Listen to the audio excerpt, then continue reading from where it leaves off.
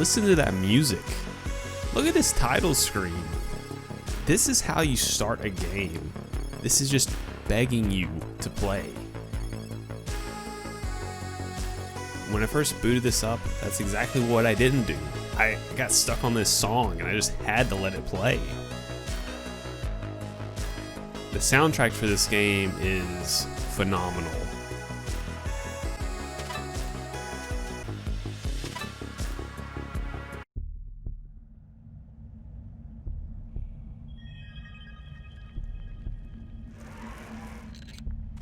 This is not how you start a game. I am willing to overlook some early transgressions. This is a tutorial area, so, you know.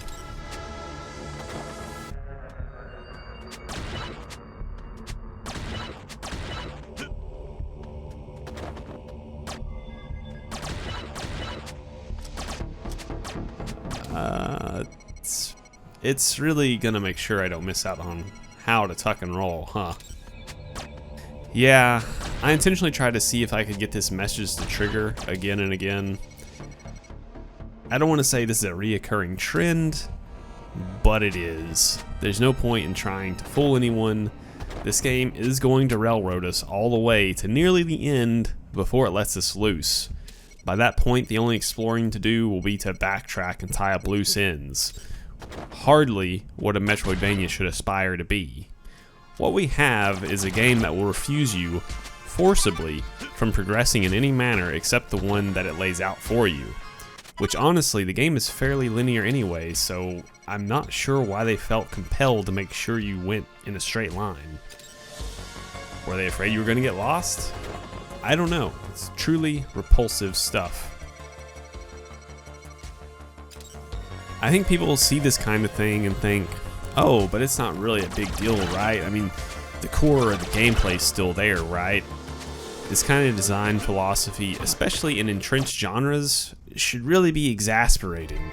This isn't some new genre. We all know the rules, right? This kind of design removes the burden on the developers from having to make thoughtful choices in design, which should result in less fun and pleasure. Fortunately, I guess, the gameplay in this game is bare bones, and so we don't have a great game marred and imprisoned by an intruding developer making sure we go to checkpoint A, then checkpoint B, all the way to the end, never letting the player experiment or do anything on their own. This game was disappointing to me. I've been looking forward to playing this game since it came out. Admittedly though, I had built up my own preconceived notions of what this game would be, should be. This idea of a Metroidvania with golden age of horror and monsters, well, do I even need to finish that statement? So, yes, maybe I am partially to blame. I had heard it was a Metroidvania, it's tagged as a Metroidvania. If you look it up, people are insisting it is. I mean, it's the main reason I even purchased the game. I don't want to revisit this point for too long, but can you really call something a Metroidvania if you can't really explore? I need to be able to get lost and have sick-ass movement options. That isn't something that happens in this game. Can you really call it exploring when the game throws you a waypoint after each boss that leads straight to the next boss? Maybe you can, but I wouldn't. The game isn't all bad. You are a nameless soldier, part of the Prodigium, which is a stupid name. That is what we're going to call our badass secret organization that protects the world from darkness. The Prodigium really rolls out of the jowls, doesn't it? God forbid you have a speech impediment. Just try getting that out of your mouth. Prodigium. Sorry. You're a nameless soldier, and when you die, you get replaced. The old soldier becomes a reanimated corpse and has all your gear. I think the developers really wanted this to add some kind of tension.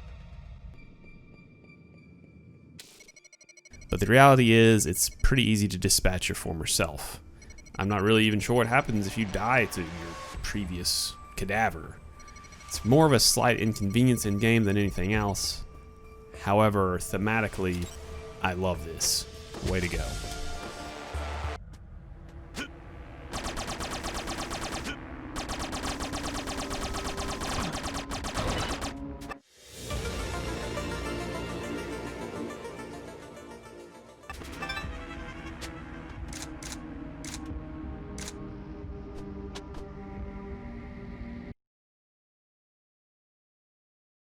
bosses are fun, and some are quite familiar. Sadly though, there is a rather small amount of bosses, only 5. The artwork is beautiful. As I said earlier, the music is easily my favorite aspect of the game. I would really love a dark synth Metroidvania. In this game, there are some tracks that are weaker than others, but man, the ones that get it so right. The movement options in this game are a run, slightly faster run, and a high jump. There's also sort of an air dash, but I'm not going to count that. There are some fun alleyways where you can quickly sprint through and you have to react to enemies in time to continue your momentum. You can also Shine Spark a la Super Metroid, but you get that ability late game, and the charge up to Shine Spark takes a considerable amount of distance, which is tricky to get because hallways are flooded with enemies, and if you get hit, then well, you lose your charge. Hallways do generally have an unhealthy amount of enemies, which can be a little annoying at times. Once you get some better weaponry though, this can turn around to satisfaction. Flame and plasma throwing a hallway to death is always a great time. We really need more flamethrowers.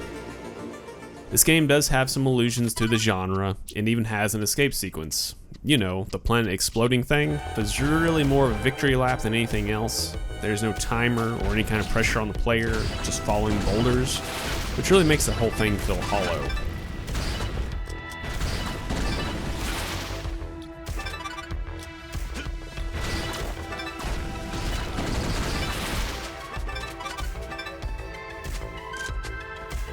Change law. There are collectibles called relics. Do you think we should put these in a unique container that is uniform across the game? Maybe we can actually have the item itself floating around, and maybe we can use that in such a way that we can help guide the player to certain areas. Nah, fuck that. We're gonna put them in nondescript boxes. I was running into these things on accident, constantly. There's 50 of them and I stopped at 25. I'm not gonna blow up every bush, trash bag, and crate to find them. There's certain areas where you may see a crate far up and you just know that's a relic. But other times it's just a bush in the middle of a forest with no clue to key you into the fact that it's a relic. From what I've read on my first Google search about these relics, is that getting them does nothing. It's just an achievement. Could you please change the text so that it has a black outline? I can barely read this. Yeah, it's gonna happen to you too. Eventually your eyes will fail you. So please, please, outline the fucking text. My shitty ass vision can't read it otherwise. Speaking of, can we get an option to skip the dialogue with the boss, the mummy? Can we just shoot her? Like, maybe give the player 2 options. One, you can just skip by pressing a button and she just instant summons the boss, teleports away. The second option, you shoot her and she summons a harder version of the boss. Or she's harder at the end of the game, or weaker, but each boss is harder, or something like that. Man, that would be so cool.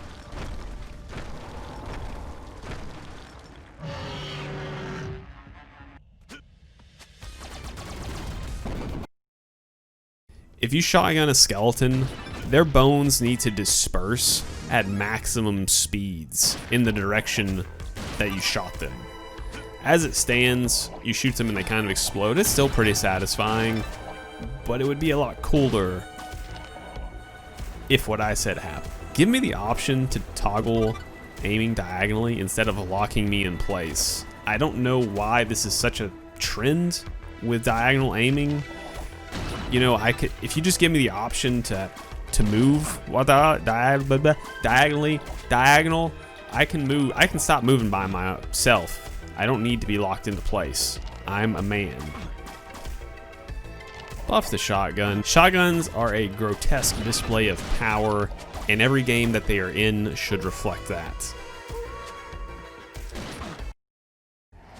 Make the air dash, the non-spark version, just outright kill low HP enemies. They only take 1 or 2 shots anyways. I feel like it should also have given you iframes for projectiles, because there's this kind of a startup when you're doing the air dash where you're vulnerable, and that would have been nice, you know.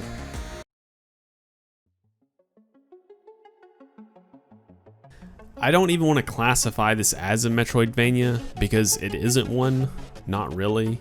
It's closer to an action-adventure title or a sort of run and gun.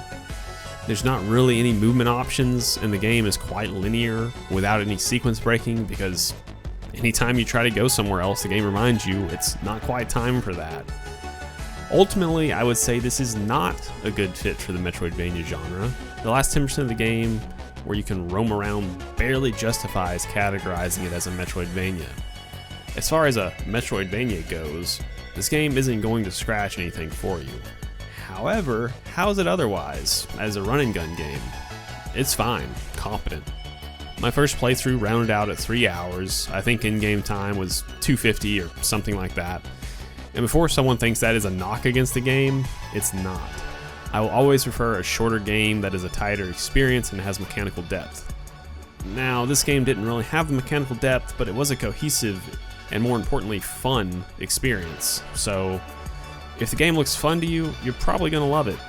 Just don't expect a Metroidvania, and also try to overlook the constant intrusion from the developer telling you it's not, you don't have your carabiner, man. You can't rappel down a shaft yet.